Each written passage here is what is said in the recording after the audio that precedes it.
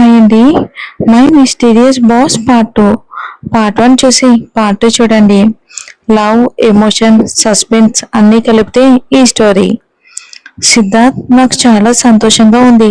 ఎట్టకేలకు ఇన్ని రోజుల తర్వాత మనం డేట్కి వెళ్తున్నాం అని నేహ ఆనందంగా చెప్పింది. ఇద్దరు కలిసి హోటల్లో డిన్నర్కి వెళ్తున్నారు. నేహ, మనం డేట్కి వెళ్ళడం లేదు, నువ్వు నాకు ట్రీట్ ఇస్తున్నావు అని అన్నాడు సిద్ధార్థ్. అదే అదే ఒకటే విషయం అని నేహ నవ్వుతూ చెప్పింది. ఇక నేహ, ఢిల్లీ మీటింగ్ చాలా ముఖ్యమైనది, నువ్వు అన్ని ఏర్పాట్లు సరిగ్గా చేస్తావని ఆశిస్తున్నాను అని సిద్ధార్థ్ గంభీరంగా అన్నాడు. అయ్యో సిద్ధార్థ్, ఇప్పుడు ఆఫీస్ విషయాలు మాట్లాడుకో అని నేహ అతని మెడ చుట్టూ చేతులు వేసి చెప్పింది. అతను కూడా ఆమెను కౌగిలించుకున్నాడు. అదే సమయంలో అతని దృష్టి కారు కిటికీ బయటికి వెళ్ళింది. వాళ్ళ కారు ఒక తోట పక్క నుంచి వెళ్తుంది. ఆ తోటలో ఒక బెంచ్ మీద ఎవరో కూర్చుని ఉన్నారు. చూడ్డానికి ఒక జంటలా అనిపించింది. సిద్ధార్థ్ కొంచెం నిశ్చింతంగా చూశాడు. అతని కళ్ళు ఒక్కసారిగా మెరిశాయి. సిద్ధార్థ్, ఏమైంది అని నేహ కూడా బయటికి చూస్తూ అడిగింది. కానీ అప్పటికే ఆ తోట వెనక్కి వెళ్ళిపోయింది. ఏమీ లేదు అని సిద్ధార్థ్ మామూలుగానే చెప్పాడు. కానీ ఇప్పుడు అతను ఆమెకు దూరంగా జరిగాడు. అతనికి ఏదో అసహనంగా అనిపించింది. అసలు తను ఎందుకలా అస్వస్థకు గురవుతున్నాడు? తన మీద తనకే కోపం వస్తుంది. నేహ, నాకు చాలా అలసటగా ఉంది, హోటల్ వచ్చాక చెప్పు అని వెనక సీట్లు తల నుంచి కళ్ళు మూసుకుంటూ ఉన్నాడు. అది చూసి నేహ మనసులోనే బాధపడింది. కొద్దిసేపటికి వాళ్ళిద్దరూ ఒక హోటల్కి అయితే చేరుకున్నారు. నేహ ఈరోజు సిద్ధార్థ్కి నచ్చే వంటకాలన్నీ ఆర్డర్ చేసింది. అతని మనసు పరిస్థితిని కొంచెం అర్థం చేసుకుంది. అతను మామూలుగానే కనిపించడంతో ఆమె మనసులోనే సంతోషపడింది. సిద్ధార్థ్, నిజానికి నేను నీతో ఒక విషయం మాట్లాడాలి అని నేహ చెప్పింది. చెప్పు నేహ అని సిద్ధార్థ్ పానీయం తీసుకుంటూ అన్నాడు. సిద్ధార్థ్, ఇప్పుడు మన వయసు కూడా పెరుగుతుంది. అంటే నా ఉద్దేశం, ఎప్పటికైనా మనం పెళ్లి చేసుకోవాల్సిందే కదా మరి అని నేహ తడబడుతూ చెప్పింది. ఎందుకంటే ఎదురుగా ఉన్న సిద్ధార్థ్ ఇప్పుడు కోపంగా ఆమెను చూస్తూ ఉన్నాడు. ఆమె ఒక్కసారి గొంతు సవరించుకుని మళ్ళీ మాట్లాడడానికి ప్రయత్నించింది. కానీ అదే సమయంలో సిద్ధార్థ్ కోపంతో విరుచుకుపడ్డాడు. నేహ, ఏం మాట్లాడాలి అనుకుంటున్నావు అని సిద్ధార్థ్ అడిగాడు. నేహ ధైర్యం చేసి మాట్లాడడం మొదలుపెట్టింది. సిద్ధార్థ్, నాకు తెలుసు, మనం రిలేషన్లోకి వచ్చినప్పుడు పెళ్లి అనే మాట ఎత్తకూడదని నువ్వు చాలా క్లియర్గా చెప్పావు. కానీ సిద్ధార్థ్, ఇప్పుడు నీ కుటుంబానికి కూడా పెళ్లి కావాలని ఉంది. మీ అమ్మగారు నాకు ఫోన్ చేశారు, పెళ్లి చేసుకోండి అని మాట్లాడారు. కనీసం వాళ్ళ కోసమైనా మనం పెళ్లి చేసుకోవచ్చు. అంటే నేను మాటిస్తాను, నువ్వు నాకు ఎలాంటి కమిట్మెంట్ ఇవ్వాల్సిన అవసరం లేదు, మనం కేవలం వాళ్ళ కోసం మాత్రమే అని నేహ చెప్పింది. నేహ, దయచేసి కాపు. మళ్ళీ ఈ విషయం నా ముందు తీసుకొస్తే నా జీవితంలో నుంచి, నా కంపెనీ నుంచి కూడా బయటికి వెళ్ళిపోవాలి, అర్థమైందా అని సిద్ధార్థ్ కోపంతో లేచి నిలబడి గట్టిగా అన్నాడు. అతడి మాటలకు నేహ భయంతో గొంతు తడుముకుంది. సిద్ధార్థ్, సారీ నువ్వు అని నేహ చెప్పబోయింది. గుడ్ బై, రేపు కలుద్దాం అని సిద్ధార్థ్ కోపంగా చెప్పి వెంటనే అక్కడి నుండి బయటికి వెళ్ళిపోయాడు. సిద్ధార్థ్, కానీ మనం డిన్నర్ అని నేహ మాట గొంతులోనే ఆగిపోయింది. అప్పటికే సిద్ధార్థ్ అక్కడి నుంచి వెళ్ళిపోయాడు కోపంతో. నేహకు చాలా కోపం వచ్చింది. కానీ అతను రేపు కలుద్దామని చెప్పాడు. అంటే తనకి ఇంకా తను కావాలి అని ఆలోచన రాగానే ఆమెకు కొంత ఊరట కలిగింది. లేదంటే కోపంలో అతను తనను ఇక కలవడేమో అని క్షణం పాటు ఆమె అనుకుంది. సిద్ధార్థ్ కోపంగా కారులోకి వచ్చి కూర్చున్నాడు. డ్రైవర్ను కారు స్టార్ట్ చేయమని చెప్పాడు. ఇంటికి వెళ్తున్నప్పుడు మళ్ళీ అతని కారు అదే గార్డెన్ ముందు నుంచి వెళ్తుంది. తెలియకుండానే అతని దృష్టి మళ్ళీ ఆ బెంచ్ వైపుకు మళ్ళింది. కానీ ఇప్పుడు ఆ బెంచ్ ఖాళీగా ఉంది. ఛీ, ఎలాంటి ఆలోచనలు వస్తున్నాయి నాకు అని మనసులోనే తనను తాను తిట్టుకున్నాడు. కళ్ళు మూసుకుని సీట్లో వెనక్కి వాలిపోయాడు. మరుసటి రోజు జాన్వి తన డెస్క్ దగ్గర పని చేసుకుంటూ ఉండగా అంతలో ఒక ప్యూన్ అక్కడికి వచ్చాడు. మేడం, మిమ్మల్ని నేహ మేడం పిలుస్తున్నారు అని చెప్పి ప్యూన్ వెళ్ళిపోయాడు. జాన్వి ఒక దీర్ఘ శ్వాస తీసుకుని నేహ క్యాబిన్ వైపుకి వెళ్ళింది. నేను లోపలికి రావచ్చా అని జాన్వి తలుపు దగ్గర నుంచి అడిగింది. ఎస్ అని నేహ చెప్పింది. జాన్వి ఆమె ముందుకు వచ్చి నిలబడింది. మిస్ జాన్వి, రాబోయే సోమవారం ఢిల్లీలో మీటింగ్ ఉంది, ఇప్పుడు అనుచ లేదు కాబట్టి ఆ మీటింగ్ కి సంబంధించిన అన్ని వివరాలను నువ్వే చూసుకోవాలి అని నేహ చెప్పింది. సరే మేడం, ఆ మీటింగ్ ఫైల్ నా దగ్గరకు వచ్చింది. నేను అంతా రెడీ చేసి శనివారం మీకు ఇస్తాను అని జాన్వి చెప్పింది. అంతా రెడీ చేసి నీ దగ్గరే ఉంచుకో, ఎందుకంటే నువ్వు కూడా మాతో పాటు రావాలి అని నేహ చెప్పడంతో జాన్వి షాక్ అయింది. నేనా? కానీ ఎందుకు? మీరున్నారు కదా అని జాన్వి అడిగింది. ప్రెజెంటేషన్ నువ్వు ఇవ్వబోతున్నావు కాబట్టి నువ్వు కూడా ఉంటే బాగుంటుంది అని నేహ చెప్పింది. కానీ మేడం అని జాన్వి చెప్పబోయింది. హలో, వెళ్ళి ప్రెజెంటేషన్ రెడీ చేయి, మన దగ్గర 2 రోజుల సమయం మాత్రమే ఉంది అని నేహ చెప్పింది. మేడం, ఎన్ని రోజులకు వెళ్ళాలి అని జాన్వి అడిగింది. ఉదయం వెళ్ళాలి, సాయంత్రానికి వచ్చేయాలి. ఓకే ఓకే, ఇప్పుడు వెళ్ళు అని నేహ కళ్ళు తిప్పుతూ విసుగ్గా చెప్పింది. ఓకే మేడం అని జాన్వి తల ఉంచుకుని బయటకు వెళ్ళిపోయింది. తన డెస్క్ దగ్గరకు రాగానే ఆమె ఒక నిట్టూర్పు విడిచింది. కానీ ఇప్పుడు తను ఢిల్లీకి వెళ్తున్నాను అనే ఆలోచనతో ఆమెకు ఒకసారి సంతోషం, టెన్షన్ రెండూ వచ్చేసాయి ఒకేసారి. ఇంతవరకు ఆమె ఆ రాష్ట్రం దాటి బయటికి ఎప్పుడు వెళ్ళలేదు. అందుకే ఇప్పుడు కొంచెం భయంగా అనిపించింది. కానీ మనం అన్ని సరిగ్గా చేయగలమని ఆమె తన మనసుకు ధైర్యం చెప్పుకుంది. ఆమె మొత్తం ప్రెజెంటేషన్ తయారు చేసి నేహాకు మెయిల్ చేసింది. తర్వాత ఆదివారం ప్రెజెంటేషన్స్ వేసుకోవడానికి ఒక అందమైన డ్రెస్ కొనుక్కుంది. సోమవారం ఉదయం ఎయిర్పోర్ట్ కి చేరుకుంది. ఆమె 1-2 సార్లు నేహాకు ఫోన్ చేసింది. కానీ నేహ ఫోన్ ఎత్తలేదు. దాంతో ఆమె అయోమయంలో పడిపోయింది. ఎందుకంటే ఆమె దగ్గర నేహ నెంబర్ ఒకటే ఉంది. అక్కడ ఆమెకు తెలిసిన వాళ్ళు ఎవరూ కనిపించలేదు.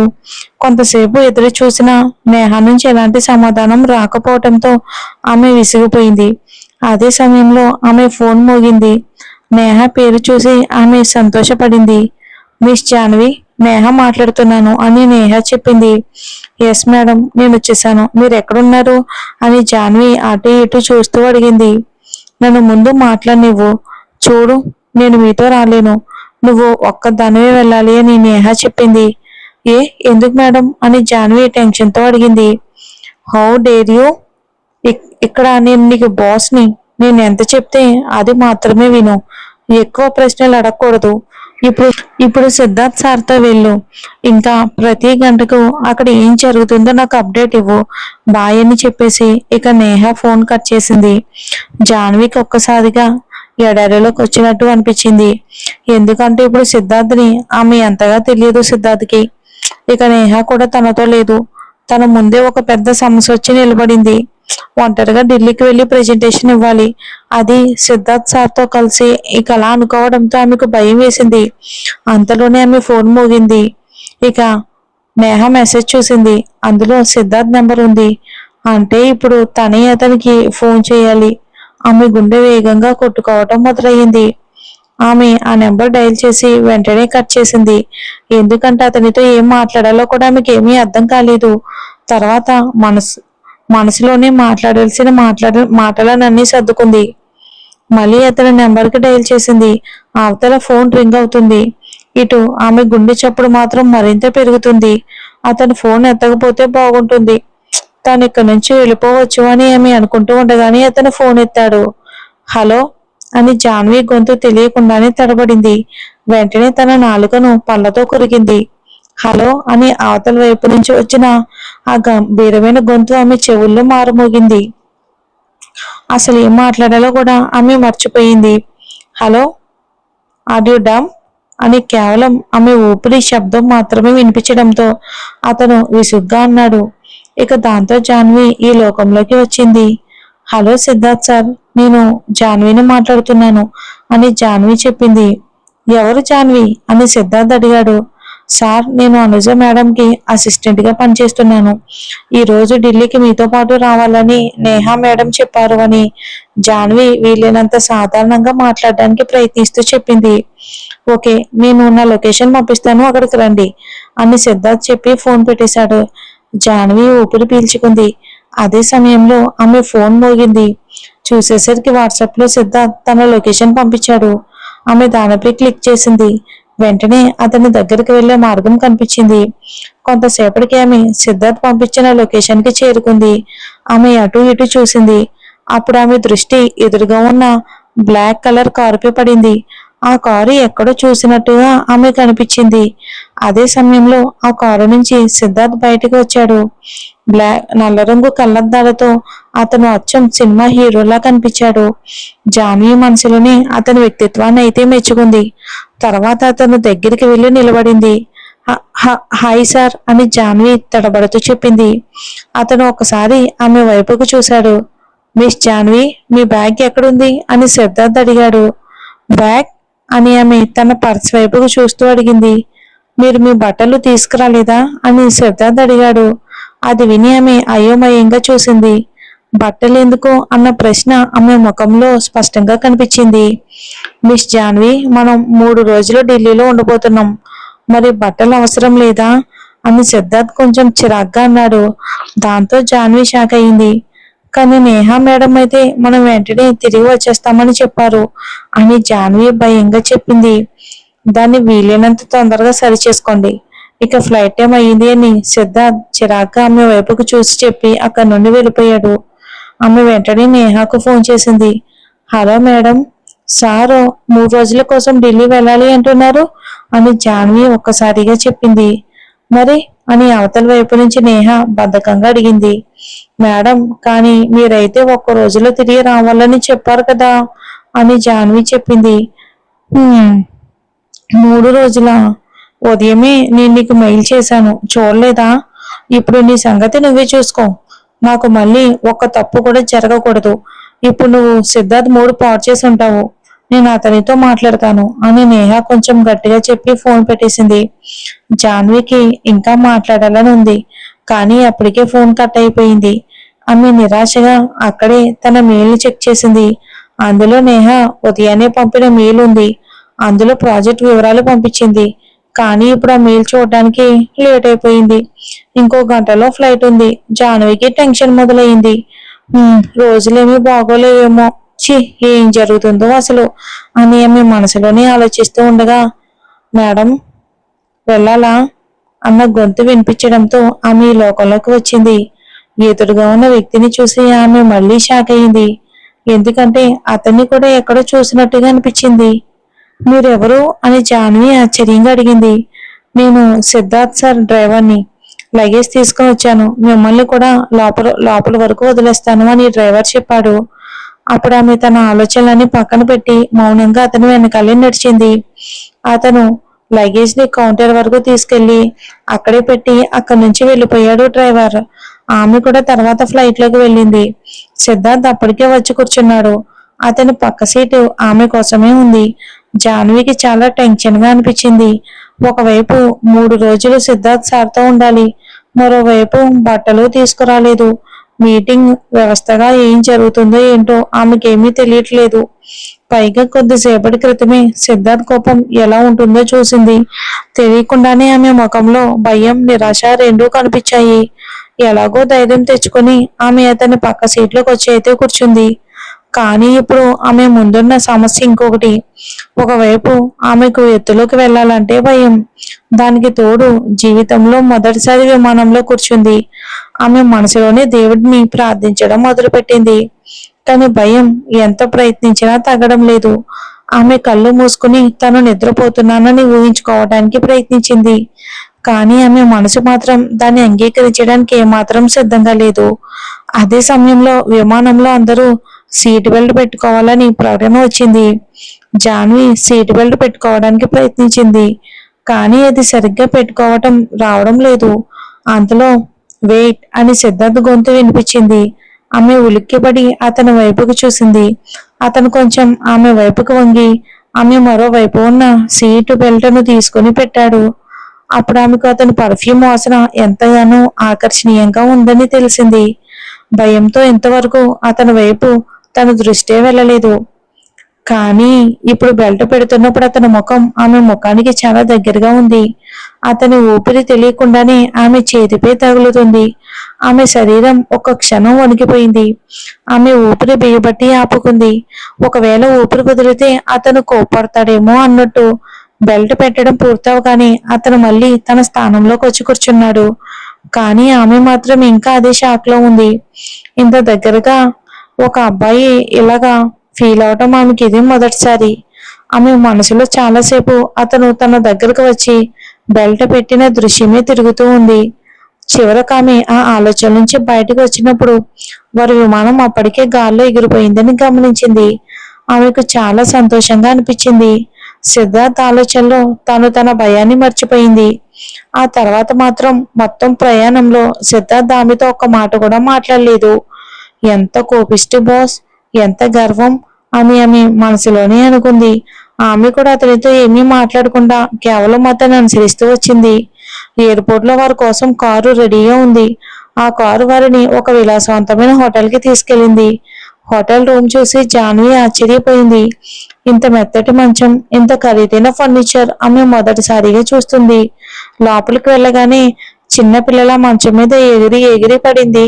కానీ మరో మూడు గంటల్లో మీటింగ్ ఉండడంతో వెంటనే ఫ్రెష్ అప్ అయ్యి ల్యాప్టాప్ తీసుకుని సిద్ధార్థ్ రూమ్ వైపుకు వెళ్ళింది జాన్వి. అతని రూమ్ ఆమె రూమ్ పక్కనే ఉంది. ఆమె తలుపు దగ్గరికి వెళ్లి మెల్లగా తట్టింది. కమిన్ అని అతని గొంతు వినిపించింది. ఆమె ఒక దీర్ఘ శ్వాస తీసుకుని లోపలికి వెళ్ళింది. అతను మంచం మీద ల్యాప్టాప్ తీసుకుని కూర్చున్నాడు. ఇంకా ఇప్పుడే ఫ్రెష్ అయినట్టుగా కనిపిస్తున్నాడు. ఎందుకంటే అతని చిన్న చిన్న జుట్టు ఇంకా తడిగానే ఉంది. ఆమె అతని వైపుకు అలానే చూస్తూ ఉండిపోయింది. ఎందుకంటే అతని ముఖంలో ఒక ప్రత్యేకమైన కాంతి కనిపిస్తుంది. డోంట్ స్టేర్, సిట్ అని అతను ఆమె వైపుకు చూడకుండానే చెప్పాడు. దాంతో ఆమె సిగ్గుగా సోఫా మీద కూర్చుంది. ఇక సిద్ధార్థ్ ఏంటి అని అడిగాడు. జాన్వి వెంటనే ల్యాప్టాప్ ఓపెన్ చేసి ప్రెజెంటేషన్ తీసి అతను ముందు పెట్టింది. తర్వాత వెంటనే పక్కకు వెళ్లి నిలబడింది. సిద్ధార్థ్ ప్రెజెంటేషన్ చూడటం మొదలుపెట్టాడు. కానీ కొద్దిసేపటికి అతని నుదుటిపై ముడతలు పడ్డాయి. డిస్గస్టింగ్. ఎన్ని తప్పులు చేశారు మీరు? మీకు ఇది చేయటం చేత కాకపోతే ఇక అలా చెప్పండి. మా దగ్గర స్టాఫ్ కొరతే లేదు. నాకు పని విషయంలో సిన్సియర్గా ఉండేవాళ్ళు కావాలి. మీలాంటి బాధ్యత లేని వాళ్ళు కాదు. ప్రతిసారి మీ తప్పులను నేను సరిచేయలేను అని సిద్ధార్థ్ కోపంగా మాట్లాడుతున్నాడు. జాన్వి దూరంగా నిలబడి భయంగా అతని వైపుకు చూస్తుంది. అప్పుడు ఆమెకు విరాజ్ చెప్పిన మాట గుర్తొచ్చింది. అతనికి సారీ చెప్పాలి అని అనుకుంది. సారీ సార్ అని వెంటనే చెప్పింది. I don't want your apology. ఈ తప్పులన్నీ సరిచేయండి అని సిద్ధార్థ్ అన్నాడు. ఓకే సార్ అని ఆమె గొంతు తడుముకుంటూ చెప్పింది. What okay? Miss Janhvi come here. అక్కడ నిలబడి ఉంటే మీకు తప్పులు అర్థమవుతాయా అని సిద్ధార్థ్ ఇప్పుడు కోపంగా ఆమె వైపుకు చూశాడు. ఆమె ఒక్కసారిగా తడబడిపోయింది. గందరగోళంగా అతని దగ్గరకు వచ్చి కూర్చుంది. కానీ ఆమె దగ్గరగా కూర్చున్న వెంటనే అతని కళ్ళల్లో ఏదో విచిత్రమైన భావం కనిపించింది. కానీ అతను వెంటనే తన చూపును ల్యాప్టాప్ వైపుకు తిప్పుకున్నాడు. ఇక అప్పుడే ఆమెకు అర్థమైంది. తొందరలో తన వల్ల ఇంకో తప్పు జరిగింది. ఆమె కొంచెం ఎక్కువగానే అతనికి దగ్గరగా కూర్చుంది. అది గుర్తొచ్చిన వెంటనే అతని చేతి వెచ్చని స్పర్శ ఆమెకేదో తెలియని అనుభూతిని కలిగించింది. ఆమె వెంటనే అతని నుంచి కొంచెం దూరంగా జరిగి కూర్చుంది. అతను మాత్రం శ్రద్ధగా ఆమెకు తప్పులు చెప్తూనే ఉన్నాడు. చిన్న చిన్న తప్పులు చూసి కూడా కోపడుతున్నాడు. ఆమె కూడా అన్నిటినీ ఎలాగోలా నోట్ చేసుకుంది. మిస్ జాహ్నవి, మీటింగ్ సమయంలో ఎలాంటి తప్పు ఉండకూడదు. ఒకవేళ తప్పు జరిగితే వెంటనే కంపెనీ నుంచి బయటికి వెళ్లాల్సి ఉంటుంది.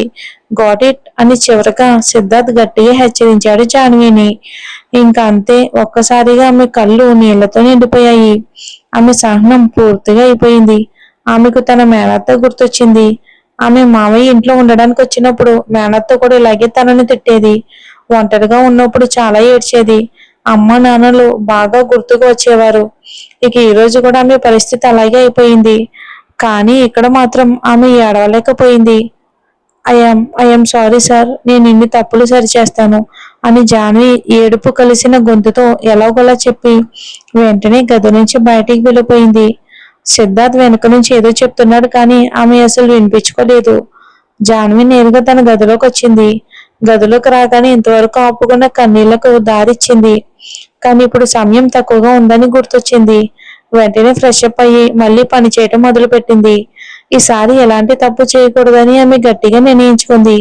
అందుకోసం అనుజ మేడంకి ఫోన్ చేసి హెల్ప్ అడిగింది. ఆమె కూడా జాన్వికి అన్ని వివరంగా అర్థమయ్యేలా చెప్పింది. ఇప్పుడు జాన్వికి కొంచెం ధైర్యం వచ్చింది. ఆమె టైం చూసింది. సిద్ధార్థ్కి మళ్ళీ ఒకసారి ప్రెజెంటేషన్ చూపించాలి అనుకుంది. ఆమె ఒక దీర్ఘ శ్వాస తీసుకుని మళ్ళీ సిద్ధార్థ్ గది దగ్గరకు వచ్చింది. సిద్ధార్థ్ ఆమె వైపుకు కొంచెం విసుగ్గా చూశాడు. కానీ ఆమె మాత్రం అతనికి మొత్తం ప్రెజెంటేషన్ చూపించింది. ఈసారి అతని ముఖంలో కొంత సంతృప్తి కనిపించింది. అప్పటికే సాయంత్రం 4 గంటలు కావస్తుంది. ఇద్దరూ బయలుదేరవలసి ఉంది. జాన్వి, మంచి డ్రెస్ వేసుకో అని సిద్ధార్థ్ ల్యాప్టాప్ ని చూస్తూ చెప్పాడు. అది విని ఆమె కొంచెం ఇబ్బందిగా ఫీల్ అయింది. ఎందుకంటే ఆమె పర్సులో ఒక డ్రెస్ మాత్రమే ఉంది. అది చాలా సాధారణమైన డ్రెస్. కానీ ఆమెకు మాత్రం అదే అన్నిటికైనా ఖరీదైనది. గదిలోకి వచ్చిన తర్వాత ఆమె అదే సల్వార్ కమీజ్ వేసుకుంది. మనసులో కొంచెం భయం అలాగే ఉంది. కానీ ఇప్పుడు ఆమె ఏమీ చేయలేని పరిస్థితి. ఆమె దగ్గర ఉన్నది ఒక డ్రెస్ మాత్రమే. తర్వాత కొంచెం మేకప్ కూడా చేసుకుంది. సహజంగానే అందంగా ఉండే ఆమె తన అందం ఇంకా మరింత మెరిసిపోయింది మేకప్ వల్ల. ఆమె జుట్టు చాలా ఒత్తుగా పొడవుగా ఉంటుంది. ఆ జుట్టును వెనక్కి తీసుకుని దట్టమైన జడ వేసుకుంది. తర్వాత మీటింగ్ కావాల్సిన వస్తువులు, పర్సు అన్ని తీసుకుని రిసెప్షన్ దగ్గర ఎదురు చూస్తూ కూర్చుంది. కొద్దిసేపటికే ఆమెకు సిద్ధార్థ్ వస్తున్నట్లు కనిపించాడు. వెంటనే ఆమె సరిగ్గా లేచి నిలబడింది. అతను తన డ్రెస్ చూసి ఏమైనా అంటాడేమోనని మనసులో చాలా భయపడింది జాన్వి. అతను అక్కడికి రాగానే ఆమె వైపుకు చూశాడు. అదే సమయంలో ఆమె కూడా అతని వైపుకి చూసింది. ఎందుకో తెలియదు కానీ ఆ క్షణంలో ఆమె మనసును ఒక కొత్త భావన తాకింది. ఈ రోజు అతను తనను కొంచెం భిన్నమైన చూపుతో చూస్తున్నాడేమో అని ఆ ఒక్క క్షణం ఆమెకి ఎందుకో అనిపించింది. కానీ అతను అలా ఎప్పటికీ చూడడు అనే భావన మరింత బలంగా ఉంది. వెంటనే ఆమె తన మనసులో తనను తానే మందలించుకుంది. ఏం ఆలోచిస్తున్నావు జాన్వి అని అనుకుని అతను వెనకాలే నడిచింది. మరి ఈ ఎపిసోడ్ ఎలా ఉందో చెప్పండి. నెక్స్ట్ ఎపిసోడ్ లో కలుద్దాం. వీలైతే ఇంకొక ఎపిసోడ్ కూడా ఇస్తానండి. Thanks for watching.